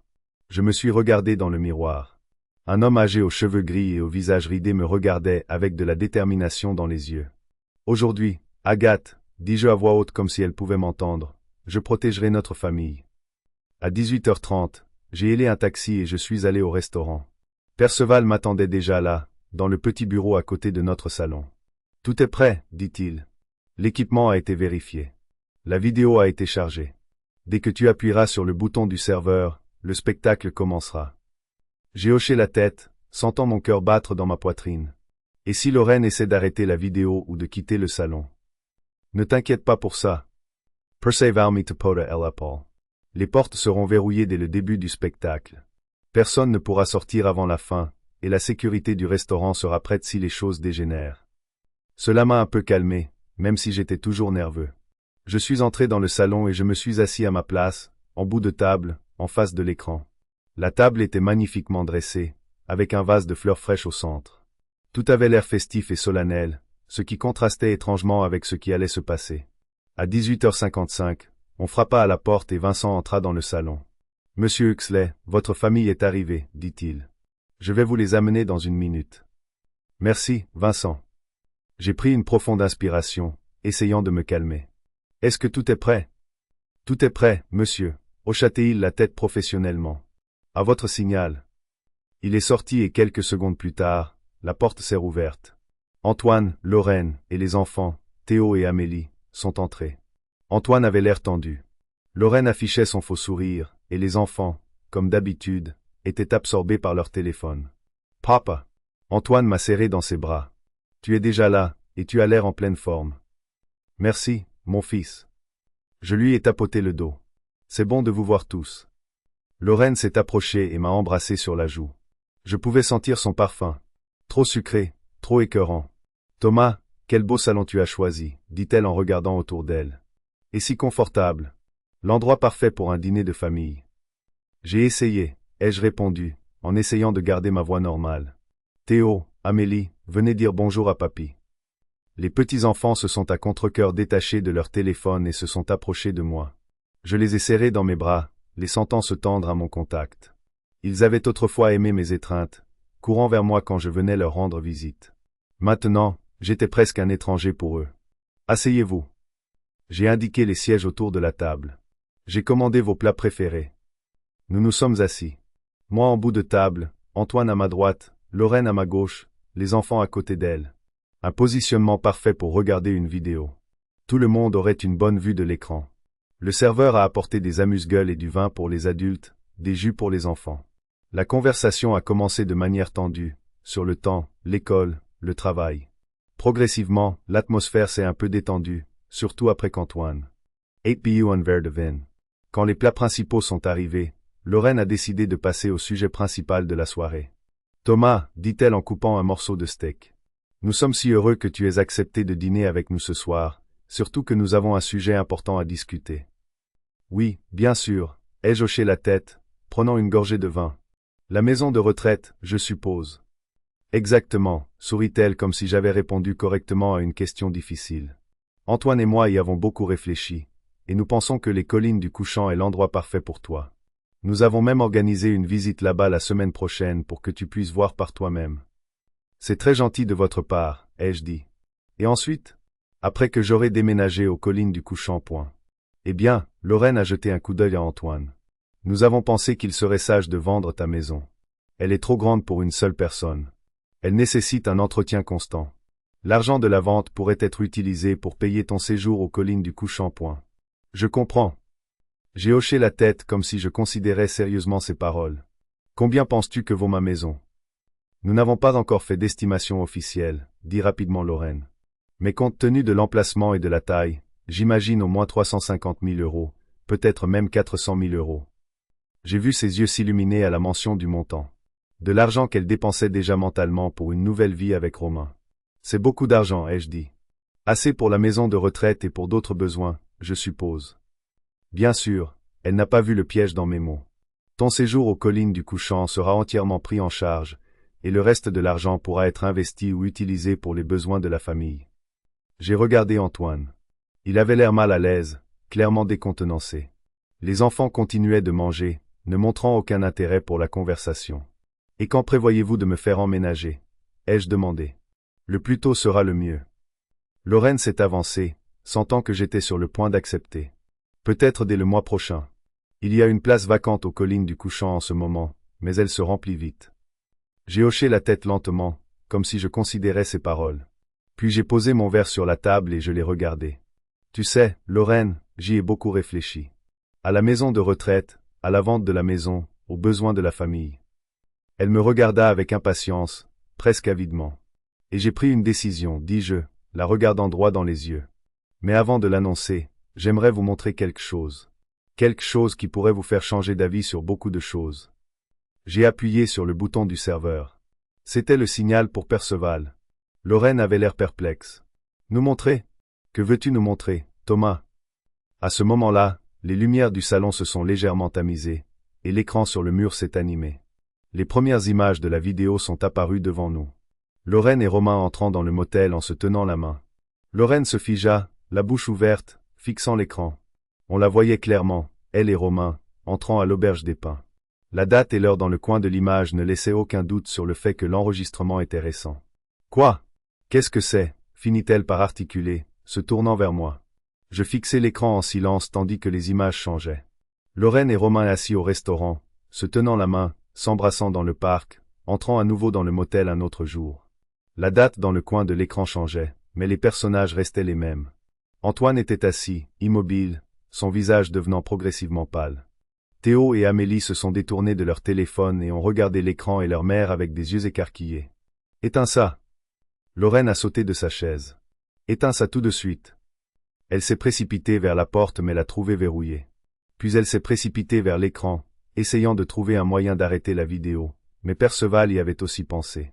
Il n'y avait aucun bouton ni fil en vue. Pendant ce temps, l'audio se jouait sur l'écran. La voix de Lorraine, légèrement déformée par l'appareil d'enregistrement, mais toujours reconnaissable, emplit la pièce. « Je ne peux plus attendre, Romain. Cette double vie m'épuise. Je veux être avec toi. Juste avec toi. Moi aussi, ma chérie. Mais nous devons procéder avec prudence. Un divorce est toujours une affaire compliquée. Et si ton mari découvre notre liaison? Il ne découvrira rien. Antoine ne remarque rien. Il est trop occupé par son travail et trop confiant. » Antoine a tressailli en entendant son nom. Ses mains se sont serrées en poing, ses jointures blanches. Lorraine. Sa voix était calme, mais on pouvait y entendre la tension, prête à exploser en rage. Qu'est-ce que ça veut dire? Ça ne veut rien dire. Lorraine s'est retournée vers la table, son visage contracté par la colère. C'est un faux. Ton père a tout manigancé pour te monter contre moi. Mais à ce moment-là, une nouvelle scène est apparue à l'écran. Lorraine et Romain dans le café, leur visage en gros plan et à nouveau leur voix cristalline. Et les enfants, demanda Romain. Les enfants, a ri Lorraine. Ils sont à un âge où rien ne les intéresse à part leurs gadgets. De plus, je les ai bien élevés. Ils font ce que je dis et croient ce que je leur dis. Théo et Amélie se sont tournés vers leur mère en même temps, le choc et l'incompréhension sur leur visage. Maman. La voix d'Amélie tremblait. Qu'est-ce que tu dis? Lorraine a jeté un regard peiné à sa fille, mais elle n'a pas répondu. Ses yeux parcouraient la pièce comme si elle cherchait une issue à un piège. Et la cassette a continué. Et le vieil homme, le père de ton mari, Thomas? Il est trop plongé dans son chagrin pour sa femme décédée pour remarquer quoi que ce soit autour de lui. De plus, je fais tout mon possible pour le faire déménager dans une maison de retraite. Une fois qu'il aura accepté, nous vendrons sa maison et aurons l'argent pour un acompte sur la nôtre. J'ai regardé le visage d'Antoine passer du choc à la colère, de la colère à la douleur. Il regardait sa femme comme s'il la voyait pour la première fois. C'est donc pour ça que tu insistais tant pour la maison de retraite pour papa, dit-il doucement. Pas par souci pour lui, mais pour récupérer sa maison.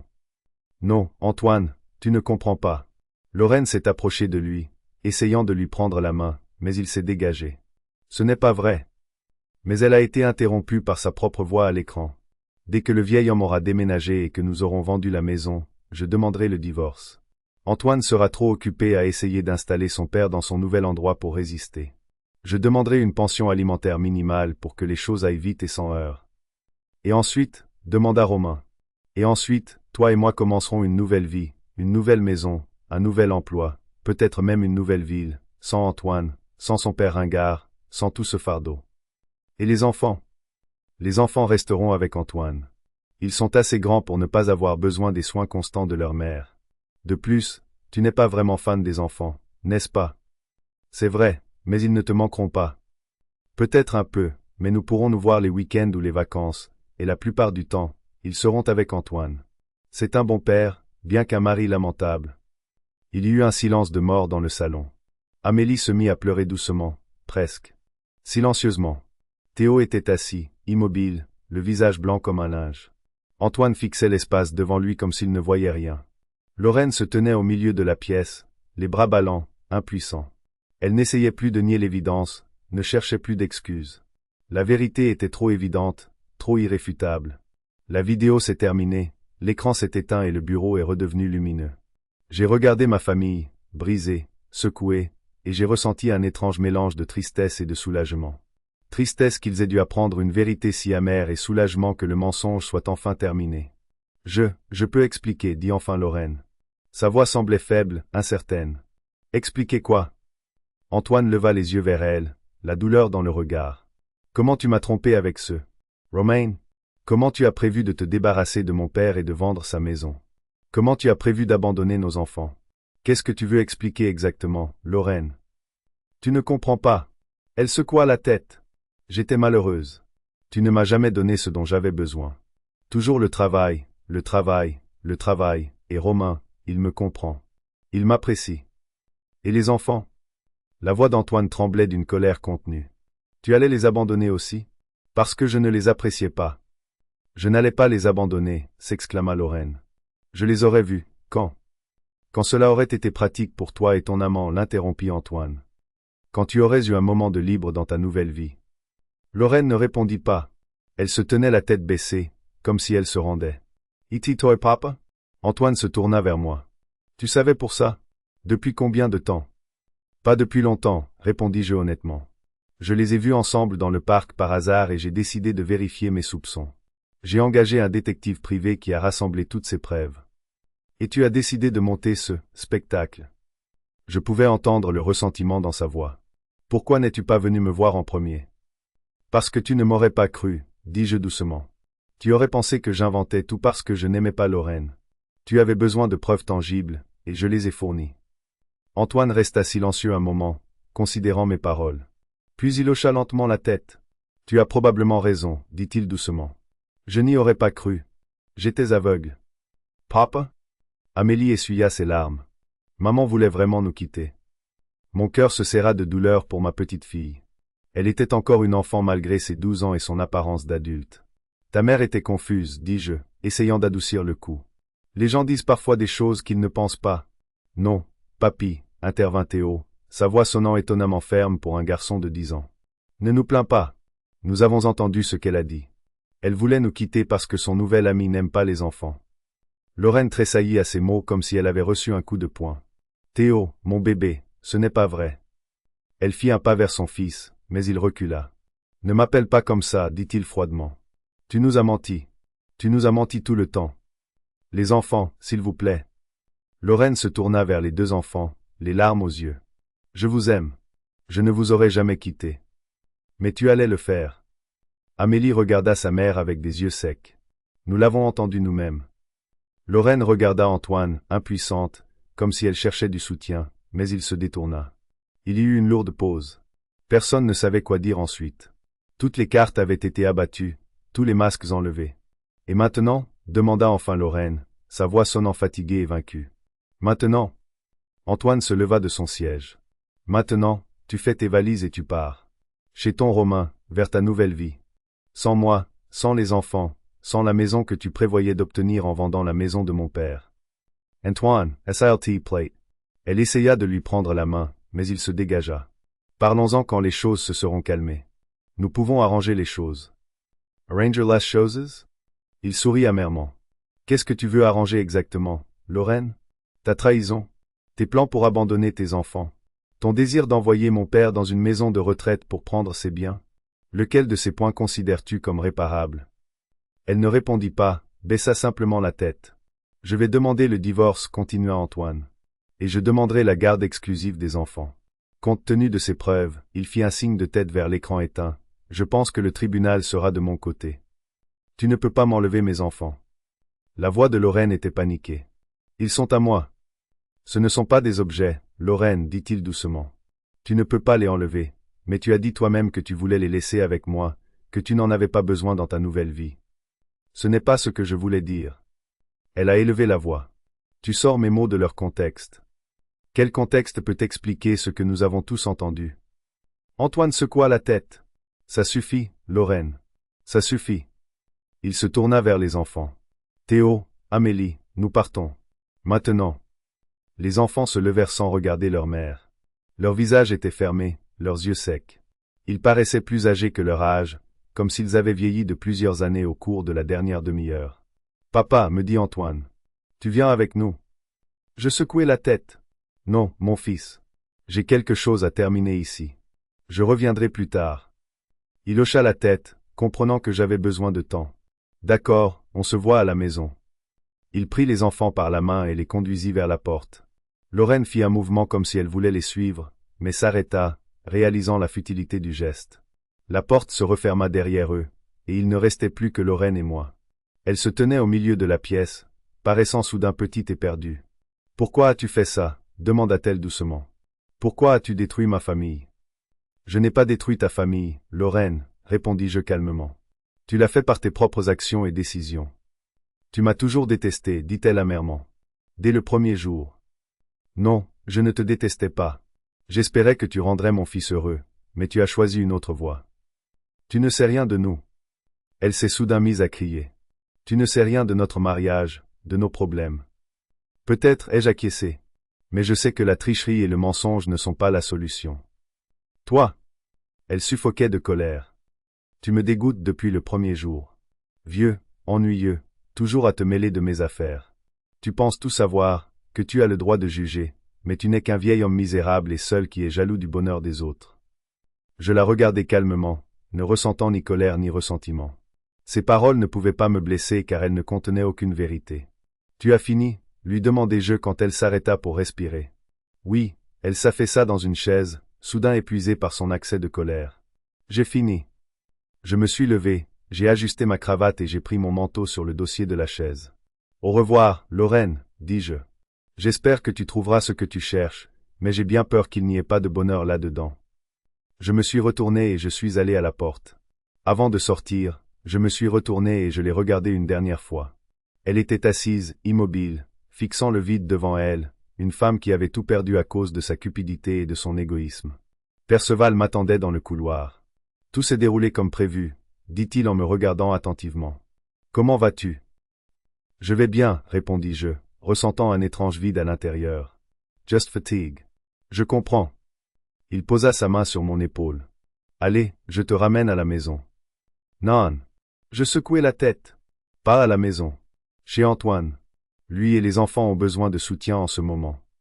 Perceval hocha la tête itimi racampagna, or du restaurant. Il faisait frais dehors, il commençait à pleuvoir légèrement. Nous sommes montés dans la voiture de Perceval et avons roulé jusqu'à la maison d'Antoine. En chemin, j'ai réfléchi à ce qui s'était passé, à la façon dont une seule décision de montrer la vérité avait changé la vie de tant de gens. Antoine a appris que sa femme le trompait et prévoyait de le quitter. Les enfants ont appris que leur mère était prête à les abandonner pour une nouvelle vie avec un autre homme. Lorraine a perdu une famille qu'elle n'appréciait pas. Et moi, que ai-je obtenu? La satisfaction de la vengeance? Non, ce n'était pas de la vengeance. C'était une nécessité, pour protéger ma famille du mensonge et de la trahison. J'ai fait ce que je devais faire, même si le prix était élevé. Quand nous nous sommes arrêtés devant la maison d'Antoine, j'ai vu que toutes les fenêtres étaient allumées. Ils étaient à la maison, traversant la nuit la plus difficile de leur vie. Merci pour tout, Perceval, dis-je en sortant de la voiture. Tu as été un véritable ami. Derain Thomas. Il me serra la main. Appelle-moi si tu as besoin d'aide. J'ai hoché la tête et je me suis dirigé vers la maison. J'ai pris une profonde inspiration avant de sonner à la porte, rassemblant mes forces. Il y avait beaucoup de conversations difficiles à venir, beaucoup de larmes et de douleurs, mais aussi la vérité, sans laquelle il ne pourrait y avoir de guérison. Antoine a ouvert la porte presque immédiatement, comme s'il m'attendait. Papa, il avait l'air épuisé, mais il y avait de la détermination dans ses yeux. Entrez. Je suis entré dans la maison qui ne serait bientôt plus celle de Lorraine. Une maison où un nouveau chapitre de la vie de mon fils et de mes petits-enfants commencerait. Un chapitre sans mensonge ni trahison. J'avance ma maison. J'ai dit à Antoine alors que nous nous asseyions dans le salon. J'ai quitté Villeneuve. Quoi? Il me regarda, surpris. Pourquoi? À cause de tout ça. En partie, j'ai hoché la tête.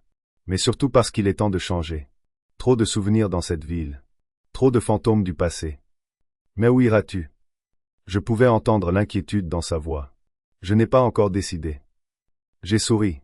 Peut-être au bord de la mer. Agathe a toujours voulu vivre au bord de la mer. Antoine m'a regardé longtemps, comme s'il me voyait pour la première fois.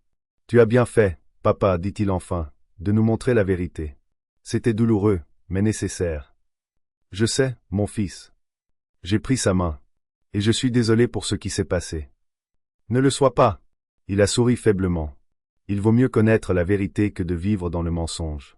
Même si la vérité te brise le cœur. Nous sommes restés assis en silence, nous tenant la main. Père et fils traversant une perte. Lui, celle d'une femme. Moi, celle d'une belle fille. Bien que, pour être honnête, je ne ressentais pas la perte. Lorraine n'avait jamais fait partie de ma famille, seulement une source de douleur pour mon fils. Les enfants dorment, ai-je demandé après un moment. Oui, Sir Antoine.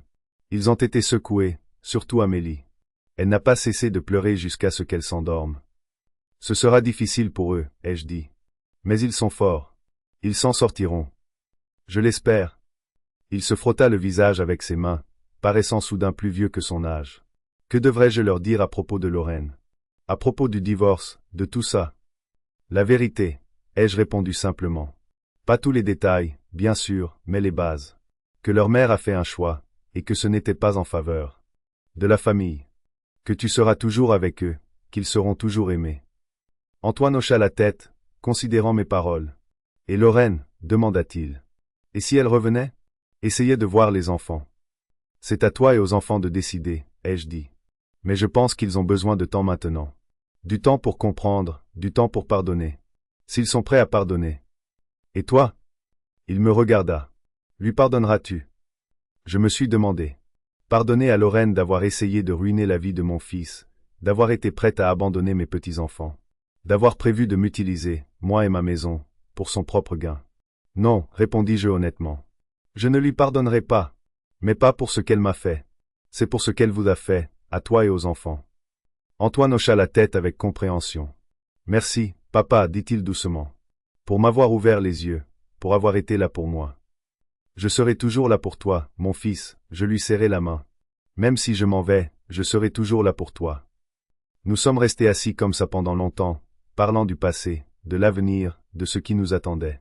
D'une nouvelle vie sans Lorraine, de la façon de soutenir les enfants pendant cette période difficile, de l'endroit où je pourrais déménager. Tard dans la nuit, quand Antoine s'est finalement endormi sur le canapé, épuisé par les émotions de la journée, j'ai quitté tranquillement la maison et j'ai marché jusqu'à mon appartement. La nuit était fraîche mais claire. Les étoiles brillaient dans le ciel sombre comme si elles me regardaient. Tu avais raison, Agathe, dis-je en levant les yeux vers les étoiles. Tu as toujours dit que la vérité éclaterait, peu importe à quel point on la cachait. Et j'ai eu l'impression que les étoiles clignaient en retour, comme si mon Agathe me souriait depuis les cieux, approuvant mes actions, me soutenant comme elle l'avait toujours fait. J'ai continué mon chemin vers la maison, me sentant étrangement calme. Demain, un nouveau chapitre de ma vie commencera. Je vendrai la maison, quitterai Villeneuve, recommencerai à zéro quelque part au bord de la mer, comme Agathe en avait toujours rêvé. Et Antoine et les enfants, ils s'en sortiront. Ils sont plus forts qu'ils n'en ont l'air, et je serai toujours là pour les soutenir, quoi qu'il arrive. Quant à Lorraine, eh bien, elle a fait son choix, et maintenant elle devra vivre avec les conséquences. Sans moi, sans Antoine, sans les enfants, seulement avec la réalisation amère qu'elle a perdu quelque chose de précieux en poursuivant l'illusion d'une nouvelle vie.